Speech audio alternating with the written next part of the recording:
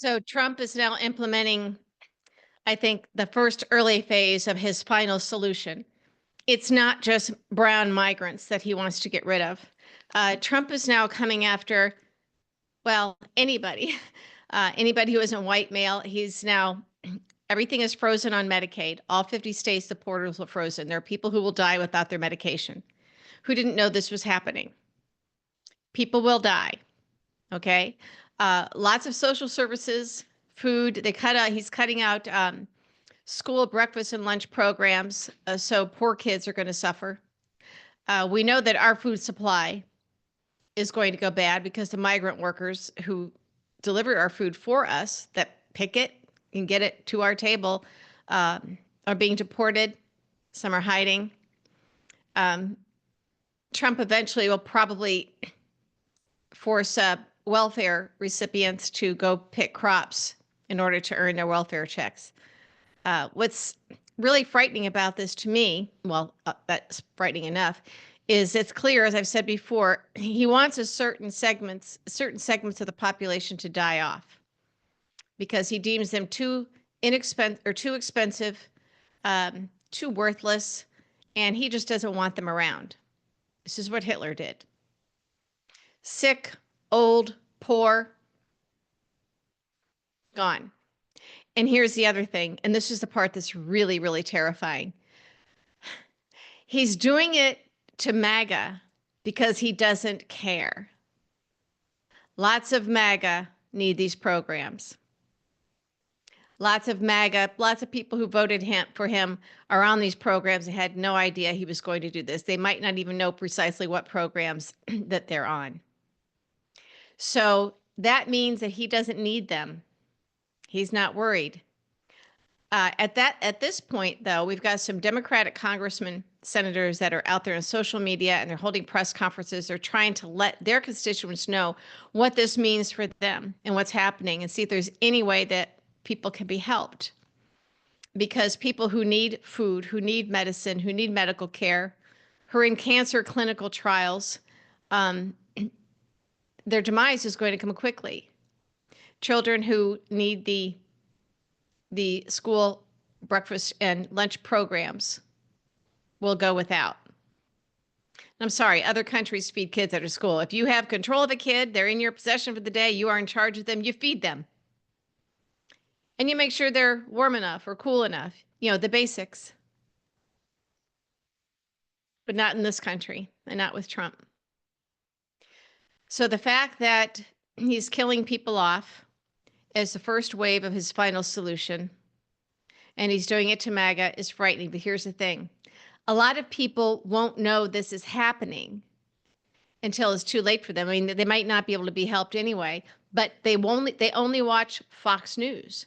And if you only watch Fox News, or God forbid Newsmax, if you're that much of a creep, if you only watch Fox News, they're not going to report this. They're not going to report the deaths from the bird flu pandemic because Trump is no longer going to allow those deaths and illnesses to be tracked and counted. So whatever numbers we do hear, if we hear them, will not be right, will not be true. Okay? We are in an information blackout, which is why I repeatedly urge all of you to please, please, please start looking at foreign media.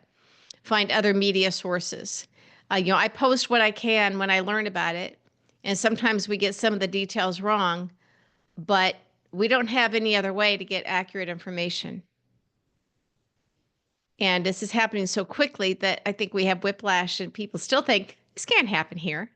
I see them on social media to their Democratic senators. What are you going to do about this? And the Democratic senators can't really do anything about it. Although I do think we should demand that they be out there telling everybody about it.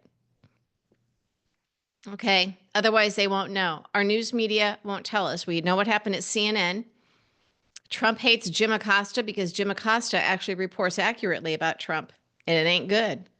So CNN decided not to be journalists anymore, not to be a news organization, and they bumped him up to midnight, to 2 a.m., the graveyard shift, so that no one can hear him. Trump goes on social media and is cheering it. He thinks it's great. He knows it's him that did it. And so Jim Acosta quit. I'm reminding you, in 2016, exactly this time of year, Trump did it to me. He had Jeff Zucker ban me from CNN because I criticized Trump and I told ugly truths about him that he didn't want told. They were burying the fact that he had a super PAC and was lying about self-funding. And so that's what he did me in. And he couldn't do me in without the help of Roger Ailes, Jeff Zucker, and frankly, Joe Scarborough. I've told you about that one. Only now, it's not just Sherry Jacobus who gets ruined and hurt. Now there's going to be millions of people who die. About 21% of our population is on Medicaid. 73 million people. Many of them will die very, very soon without their medication. Many of them don't even know right now that the portals are shut down. The Medicaid portals are shut down in all 50 states. They won't know. Who's going to tell them? So it's not like MAGA really knew this was going to happen. They didn't. I mean, they wanted cruelty. That's the point. But I don't think they were counting on this. So we are going to be hungry. We're going to be sick. We're going to be dying. We're going to be in an information blackout. So in the past, I've urged everybody to stay in close contact with your Republican elected officials because we can put pressure on them, but also the Democrats.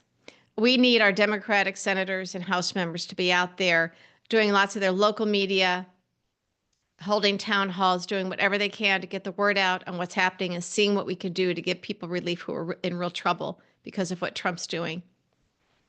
And we need them to be very, very loud about this. Here's the other thing. Republican House and Senate members are going to have to step up as well. Because if they don't, and their constituents are dying in large quantities because Trump has done this, and they've decided to be loyal to Trump while their own people die, they're going to have a problem unless they've been assured that we're never going to really have elections again and they're guaranteed to get reelected as long as they, reelected, air quotes here, as long as they take their orders from Trump, Putin, and Elon Musk. By the way, all of this is directly out of the Putin playbook and frankly, the Adolf Hitler playbook. There is a reason why people have long compared Trump to Adolf Hitler. Those of us who have been his victims or who know him well know what he's capable of, and he now is doing it. And we know what Elon Musk is. So for your MAGA friends, if you still have them, make sure they know that this is happening. And some of them won't believe it until it happens to them. But they've got blood on their hands. I don't have an answer for this, but I do know that we can do a lot. We can go a long way to override the information blackout, the news blackout. People who watch only Fox have always been in a blackout of real news. But we have to do our part to get the word out in other ways. My videos here, social media, but I think it is incumbent upon us to just beat down the doors of our elected officials and make sure that they do everything they can to educate their constituents on what's happening. Because if they're relying on the news media, no. Our news media won't give the bad news. Also, the numbers we won't know, the death numbers and the illness numbers, they'll be made up, and our media won't stand up to Trump on that front either. In fact, they will probably take whatever numbers he and his people give them and report them as fact. This is happening so quickly, so quickly. I think it's still hard for people to get their heads around the fact that it's happening here. And again, those of us who have been in this fight or were early victims of Trump's, we're not surprised. Am I gutted? Yes, I am gutted because I don't have an answer, except for these small measures that we can take. Again, this is where Congress can really use their megaphone. And I think we have to force not just our Democratic members of Congress. I think in the short term, we have to make sure that they're out there pounding on Trump about this and making sure that everybody knows. I saw a couple of them on social media. They're having press conferences in their districts so that people know what's going on and seeing if there's some way to help the people who are in the worst trouble. But eventually, we're going to pin this on the Republicans in Congress. And this cannot be a situation where they say, well, we're going to praise Trump when he does stuff that we like. But when he does stuff we don't like, then we'll go against him. No, we're not at that point anymore. Okay. And he's not a child. He is a tyrant, a dictator, and now it appears he's a murderous dictator. And we all knew that he was going to be eventually. And he's not even hiding it. He understands full well that people will die. Like immediately, people will die with what he's doing. He wants this. I was going to say first, he doesn't care. But when you connect the dots like this and you see the bigger picture of what he's doing, it's not that he doesn't care. This is his intention. This is his intention. This is how you get rid of the old, the sick, and the weak, so they're not a drain on society. And it's going to happen to MAGA families, and he doesn't care. It is really frightening, and this isn't hyperbole. And I think you all know that because I don't do that. I tend to always end up being right on this stuff. But the only thing we can do is insist that our Democratic elected officials are out there with the megaphone, and eventually we have to hold the Republicans accountable for this, because did they vote for this? Did the elected officials who support Trump, is this what they want? Hold them accountable. But we can't be quiet about this. And the thing that's different this time around than any other crisis is we always had news media, and now we don't. And now we don't. So I'm trying to take this step by step. I've already been shut down on some social media. Facebook has now been deleting some of my posts. And we know what Elon has done on Twitter with everybody. You know, a lot of people, the resist voices are throttled. So I'm on Blue Sky. That seems to be where I get the most traction. I have my Patreon podcast where I interview a guest each week with an in-depth interview. In fact, we'll be doing that tomorrow. I've got Dave Troy coming on, and I have a feeling he's going to scare the bejesus out of us, but he knows stuff, and I don't want us to be coddled. Done coddling. We got to be grown-ups about this. And then, but here on YouTube, I put the stuff out there. So I do like the stuff that you guys send me. If you see something that you think should be highlighted, feel free to send it my way. Thank you for subscribing if you are subscribing. And if you're not, hit that button, hit that subscribe button and help me out.